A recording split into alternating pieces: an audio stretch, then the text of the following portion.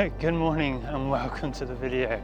And in this video I want to talk about the importance of practicing techniques in photography. So when that time comes when you get a burning sunrise, unlike I have today, you're absolutely ready to get your camera out, know exactly what you want to do and shoot how you want to shoot it.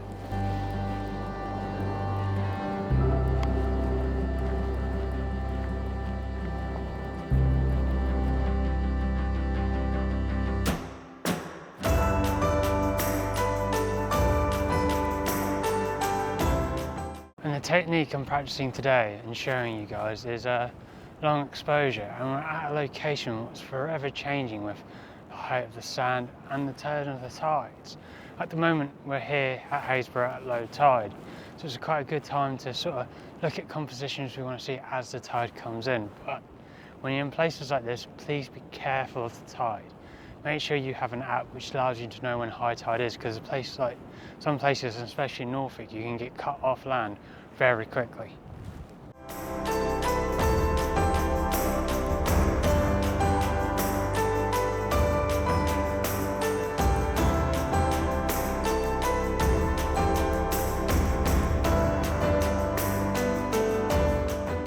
So as you can see behind me, this is our subjects today, which is old sea defences. So what I'm going to do now is set my camera up and talk you through one of my compositions and how I sort of set up the shutter speed I want as well.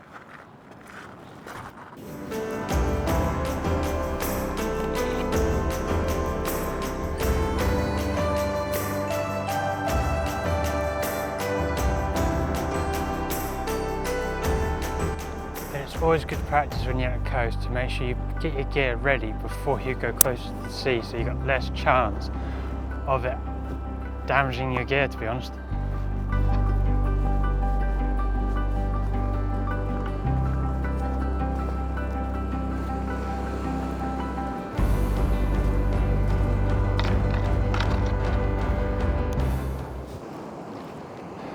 So I found my first subject and my first composition I wanted to shoot.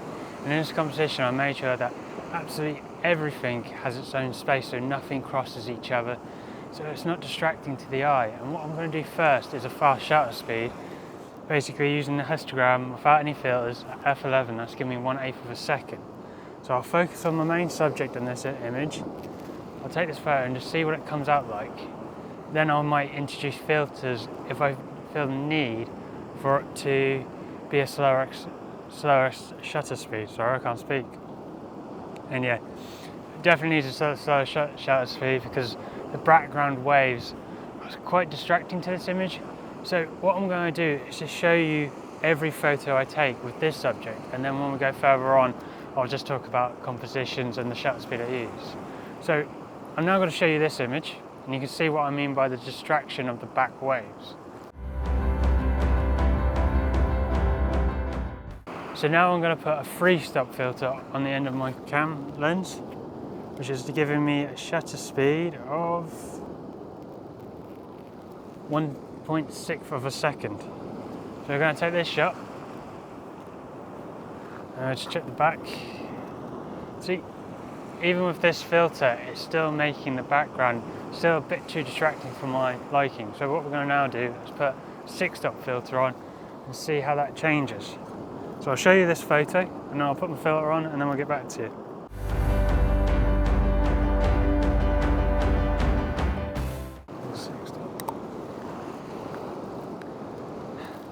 Now we've got the 6-stop filter on, and that's giving me a much longer shutter speed of around 5 seconds. So we're going to try this one. I'm using the histogram to make sure I get my composure right.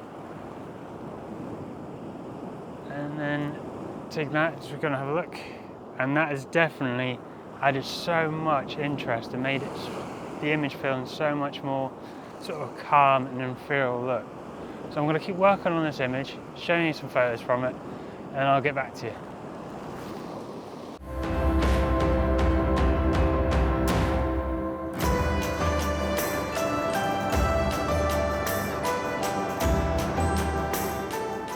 So I finally settled on my composition for the shoot, for the shot, shall I say, and that's keeping these straight up posts we've had in the other photos, but just keep them nice and spaced and not having too much clutter around the scene. So what I've got is exposure levels of 13 seconds at f11, ISO 100, and we're at just below 50mm in this shot. So I'm going to take this photo, and I might call it a day on this scene, and then move on to another one further down the beach, because as you can sort of hear, the tide is really coming in at the moment.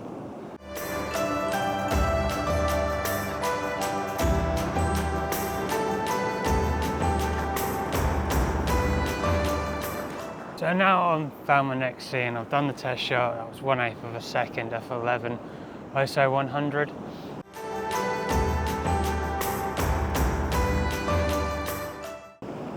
And I really quite like this one, but with this shot you really got to keep an eye on where you're placing all these posts, because if they get a bit too distracting, too close to the frame or something like that, it can really destroy the image and lose its impact. So what I'm going to do, same again, is use my 6-stop filter on the end of the lens and use the histogram just to see where it is, and that's giving me a shutter speed of around 10 seconds, which I think is just going to be perfect for this sort of speed. And I was doing those test shots earlier by changing the exposure by using these ND filters, which allowed me to sort of decide that 10 seconds is sort of perfect for the look I'm trying to get. And that is absolutely, I really like this shot. So I'm going to show you this shot. I'm going to show you this shot now.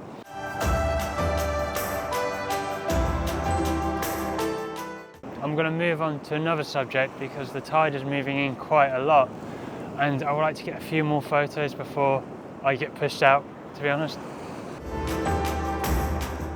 Before I find my next composition, I thought I'd just have a little chat, and that is that you can do this practice whenever really. It doesn't matter about the lights, the conditions. If it was a bright blue day today, I'll probably convert the camera into black and white profile and just concentrate on details. But the main point of these practice shoots is actually getting out of your camera and seeing how shutter speed affects the photo. And when you start learning a lot, and I mean I've been behind the camera for 15 years, you start indicate it straight in your head as when you roll up to the scene, oh, I want this sort of shutter speed to create this sort of look with this image. Oh, I can go straight for the 6-stop. And if you want a long exposures, you know then that's when you use the 10-stop. Or if you just want just a little bit of movement, you can just use the 3-stop. But it doesn't stop you from experimenting when you're at the scene. It just gives you that sort of starting point when the lights are bursting out, and just imagine the clouds behind me all red.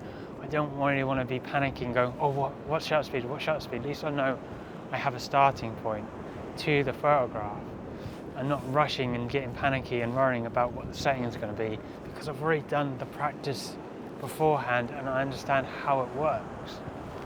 So I found another composition and I've been trying to be careful.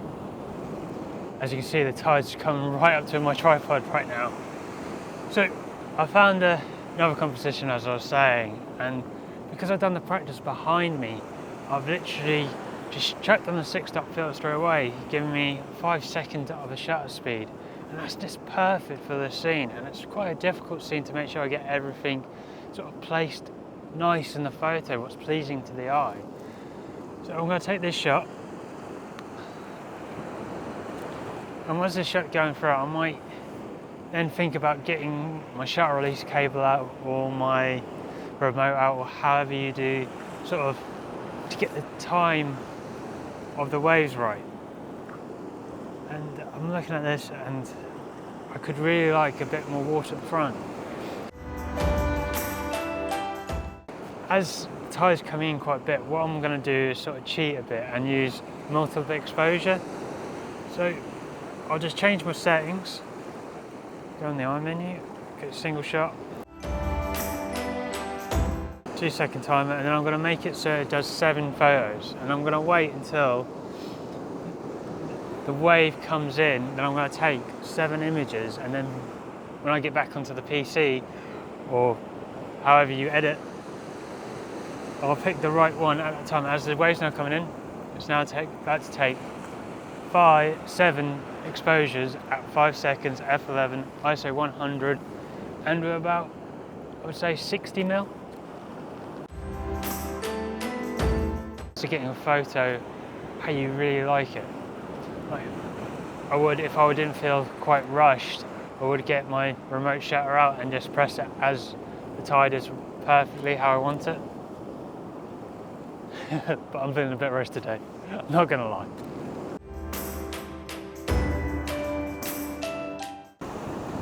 I'm just going back through those images, and that's given me quite a few variety to choose from. So I'm gonna just carry on working on this scene, and then I might head down a bit further again and pick another scene as this tide's coming in. It's changed some of those compositions I took earlier this morning.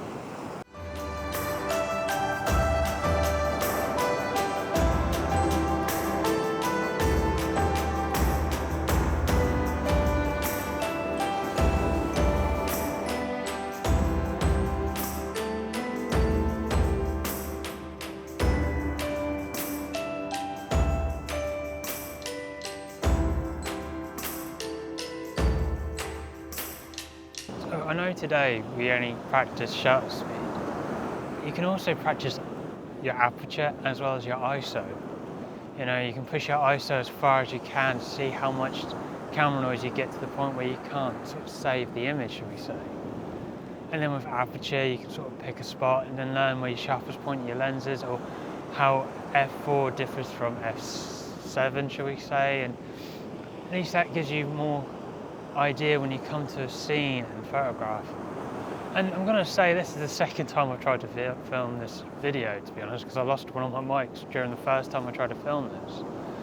And what I'm going to do is share some of that footage with you as well, and I'm also going to share some of the photos I've got before in this location along this beach line. And you can see how, knowing what I knew, I could sort of get these sort of images. And even now I've done sort of the testing, it's given me a bit more confidence, even for myself, on how I can just compose and take a photo. So I'm just going to chill out here for a bit, take a few more photos.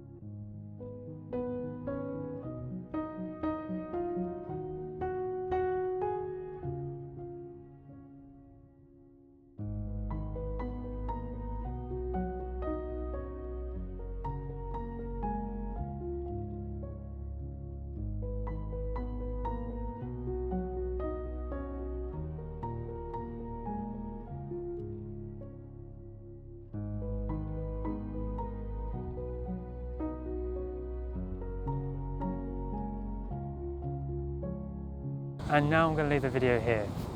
And I hope this video has inspired you to get out and practice with the camera settings.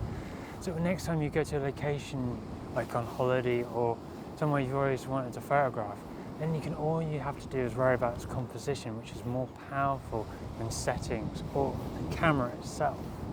And if you really like this video, please think about giving it a like. And if you want to see more of this content, please think about subscribing to the channel. And until next month, goodbye for now.